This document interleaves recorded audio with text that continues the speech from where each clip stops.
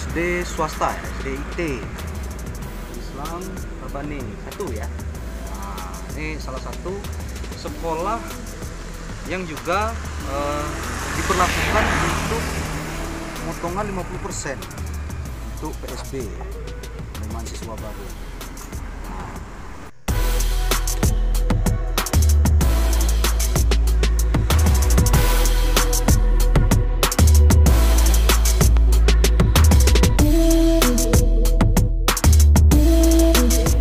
Sekolahnya nanti kita coba juga ke sekolah negeri ya. Nah, ini sekolah swasta.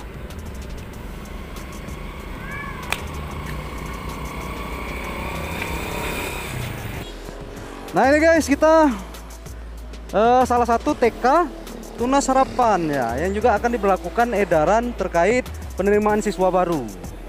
Nah, TK ini juga diminta untuk tidak melakukan pungutan kalau negeri ya, tapi ini negeri apa swasta saya belum tahu ya.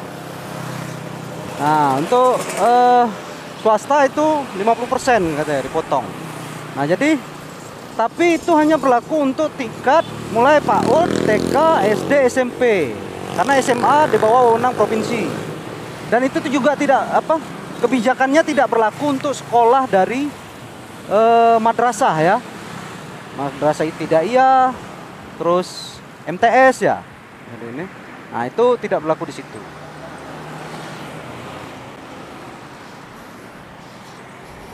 Guys, kita udah nyampe di SMP 2 Kota Bengkulu. Nah, di SMP ini kita mau cek apakah sudah ada memasang edaran itu, edaran dari wali kota ya, terkait penerimaan siswa baru. Kita cek ke dalam yuk.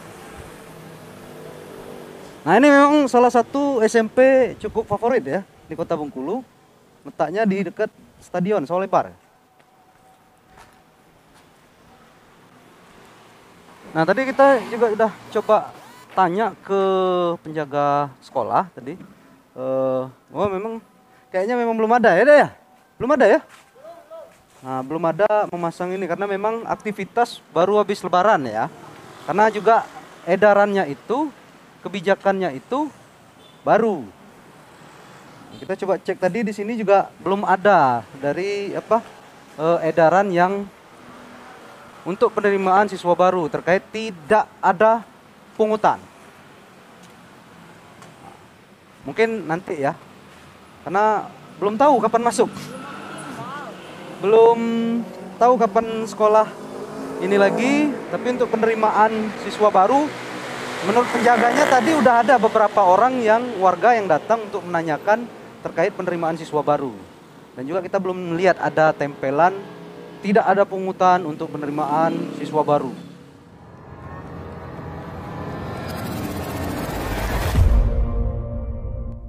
Ada orang bertanya ke saya, orang yayasan, kenapa Pak Wali tidak ngajak kami bicara dulu sebelum buat suratan itu? Di zamannya Khalifah Sayyidina Umar kalau nggak salah, ada salah satu gubernurnya ingin buat masjid. Tapi di tanah itu ada satu rumah riot, rumah seorang Yahudi. Maka ini gubernur ngasih utusan untuk mengganti untung. Jadi rumahnya dirobohkan untuk dibangun masjid, dia dikasih uang untuk membangun yang lebih baik. Tapi orang Yahudi ini nggak mau. Karena katanya ini tanah keramat, rumah ini rumah turun-temurun. Bukan soal uang. Ini rumah turun-temurun. Sejarahnya panjang. Jadi saya nggak mau ini dibeli. Ditawari dengan harga tinggi, nggak mau dia. Karena ini bersejarah katanya rumah ini. Maka ingin dipaksa, ingin dihancurkan dengan gubernur tadi. Karena gubernur kepengen bangun masjid. Maka Yahudi ini nggak bisa. Maka dia lapor kepada Khalifah Umar. Disampaikan. Dia ini sudah ragu-ragu, nih pasti lebih parah lagi nih. Tapi dia paksakan. Dia ketemu, diceritakan kepada Sayyidina Umar. Maka Sayyidina Umar apa yang dia sampaikan? Kalau nggak salah saya itu diambilnya tulang. Digarisnya pakai pedangnya. Kasihlah sama gubernur itu. Gubernur itu nggak dipanggil musyawarah. Jadi Sayyidina Umar ini mendengar laporan satu warganya. Menangis warganya menceritakan itu. Dia nggak panggil musyawarah itu gubernurnya. Iya, langsung digaris, dikasih ke gubernur. Nggak jadi gubernur. Sama juga kejadian ini. Walaupun cuma satu wali murid yang menangis ketemu saya. Cukup bagi saya kemudian untuk membuat satu surat edaran. Dan kalau ada yayasan yang berkeberatan dengan surat edaran itu, silakan datang ke pemerintah. Kita dialog. Apa keberatannya? Begitu. Oh, kalau ternyata ada guru-gurunya kemudian dikurangi gajinya, kenapa harus dikurangi? Kenapa bukan bangunannya dikurangi? Bangunan yayasan dong, bangunan sekolah dong kurangi, jangan gaji gurunya. Ya. Kalau gaji guru kan untuk hidup, untuk makan. Hari ini kita terjebak kepada fisik. Kita ini mengejar fisik. Sekolah dikatakan bagus kalau gedungnya banyak, gedungnya besar. Kenapa? Anak saya pindah ke Baitul Izzah. Tahu nggak berapa bayaran Baitul Izzah? 500.000. Dipotong sekarang 250.000. Kenapa mereka bisa? Gurunya juga tidak diberhentikan. Karena mereka ngebangunnya sebentar. Setahun itu satu lokal aja untung dibangun. Jadi ada solusinya, bukan tidak ada. Dan satu orang anak saya lagi sekolah di Sulaimaniyah. Sekolah Turki. Di Bogor. Berapa bayarannya? 500.000. Bangunannya sekelas hotel bintang 5. Kenapa kok bisa? Karena mereka yakin Allah kuasai. Mereka ketika ada kebutuhan mereka buat amalan. Tidak kemudian mereka tulis infak tapi maksa. Infak maksa itu apa? Ada angkanya. Sulaimaniyah tidak pernah. Kalau mereka punya kebutuhan, mereka buat amalan-amalan agama. Sehingga setiap orang yang ingin membuat dunia pendidikan itu maju, untuk agama apalagi, mereka hanya berharap ridho Allah saja.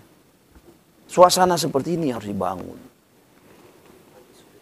Lagi sulit sekarang ini. Iya, jadi cerita Sayyidina Umar dan Yahudi inilah yang menginspirasi kami berdua membuat surat edaran itu tanpa kumpul-kumpul yayasan itu dulu. Tanpa ngumpul-ngumpulkan kepala sekolah. Begitu. Kalau toh harus ada yang disalahkan, salahkan kami berdua. Siap disalahkan. Wah iya dong. Begitu. Oke, cacam semuanya. Kecamannya. Oke, itu tadi guys, wawancara kita bersama Gubernur.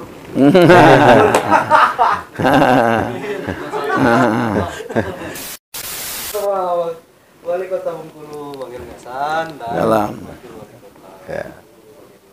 Ya. Saya Helmi Hasan dan Saya Dede Wahyudi. ya, kami mengucapkan mohon maaf lahir dan batin. Minal aidin wal faizin atas segala kesalahan, kekhilafan, baik disengaja maupun tidak disengaja. Karena tentu sebagai hamba yang doif akan banyak sekali kesalahan, kekhilafan. Dan pada saat sekarang adalah saat yang tepat untuk kita saling bermaaf-maafan. Dan juga doakan agar kemudian kami berdua ini itu selalu mendapatkan bimbingan, Amin. petunjuk, pertolongan Allah. Amin. Dalam rangka menyampaikan amanah untuk menghadirkan kebahagiaan di tengah-tengah masyarakat. Amin. Apapun situasi kondisinya, insya Allah kami berdua akan selalu bersemangat untuk memperjuangkan kebahagiaan itu. Menjadi sebuah rasa di tengah-tengah masyarakat. Bukan hanya sebagai sebuah judul, tulisan, spanduk, tapi menjadi sebuah rasa yang dirasakan setiap lapisan masyarakat, semua agama, semua suku, semua profesi yang ada di Kota Bengkulu. Amin.